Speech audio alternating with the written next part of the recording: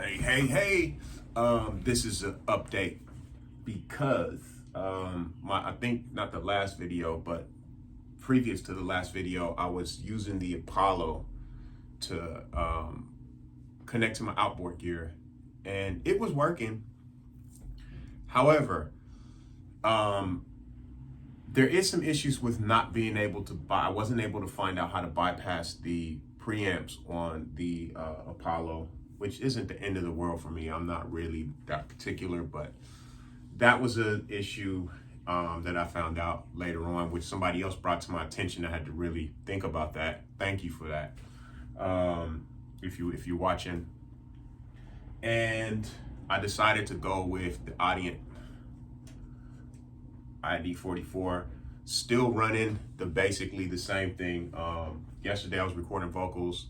I went from the mic into the Avalon, and from the Avalon, because the Audient has these inserts that go into the same input right next to it, adjacent to your input for your mic input, you've got inserts. I was able to run my EQ compressor into it at the same time, and it sounded cool, man. So yeah, that's what I ended up having to do. And another reason why I got rid of the Apollo was the simple fact that it was prior to the new stuff they've been doing lately, where now they're starting to provide us with options to, if you don't necessarily have the hardware, you can still use some of the plugins, which was cool, but it was annoying to know that if I bought a new computer, that I wouldn't be able to use that Apollo. And I thought, by the time I get a new computer, it's gonna be old and outdated, and I won't be able to sell it. And as it was, because I had the version that was for PC, it was quite hard to sell where I'm at in Australia.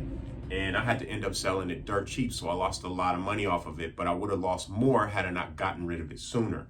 So thinking ahead is important, and as luck would have it, I ended up getting the Mac Studio for a birthday present, and got that Mac Studio. And if I still had that Apollo, I would have had to buy a new interface anyway.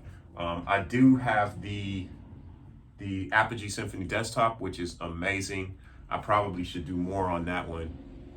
But complaints about the Audient. Right off the bat, if you're using the Audient, it's a lot that it can do, and it can be a little bit overwhelming because you're constantly switching back and forth with the routing.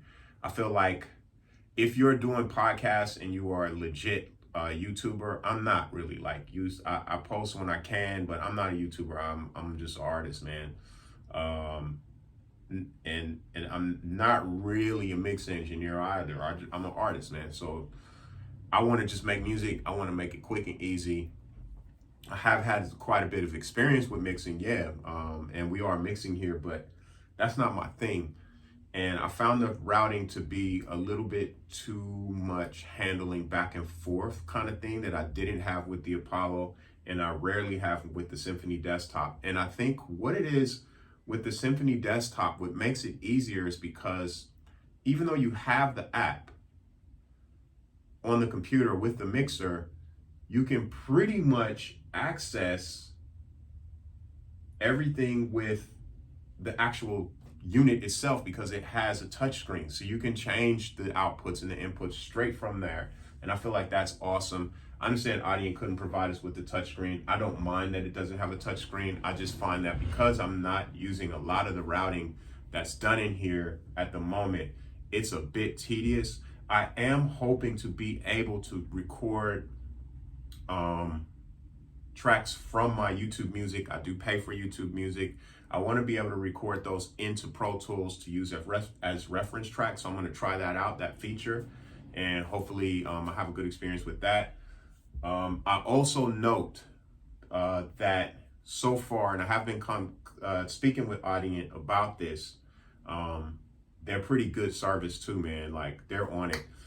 That it shuts out when you're using Ableton. It just cuts off. And then in order to get the app back up and running, you have to literally shut down your session, turn off the unit, turn it back on, and it'll work for a little while and then it'll shut off again.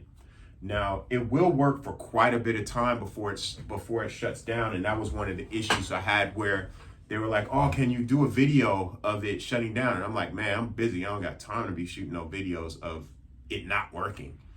But I went on. I was working on a session. I was like, "All right," but it didn't shut down for like a long time, for maybe an hour.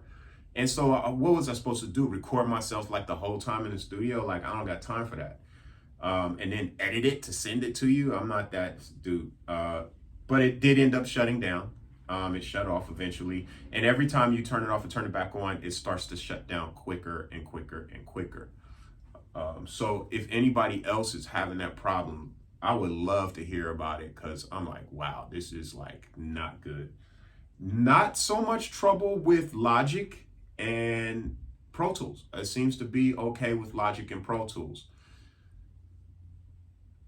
Why I'm using so many different DAWs, that's a whole other story. I know everybody will say just master one DAW. Pro Tools is my go-to, but frankly, sometimes I don't like producing in Pro Tools for certain things.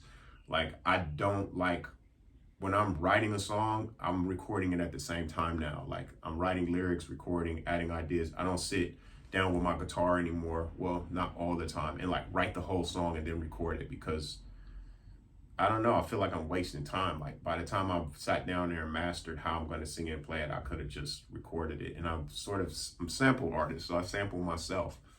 And I find that Logic is great for that, but I don't like, when it comes to Logic, I don't like integrating, like adding my synth parts and stuff, like the actual instrumentation, the electronic part of it. I don't like the way that functions, and that's why I end up in Ableton.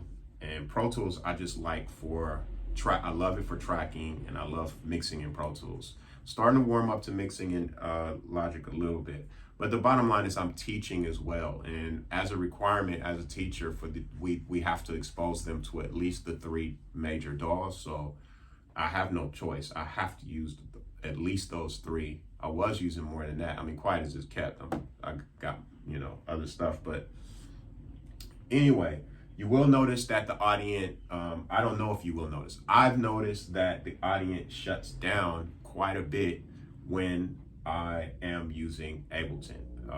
It's annoying as hell, and I'm gonna find out what it is, because the good people at Audient are very quick to get back to you, so I love it. The service is awesome.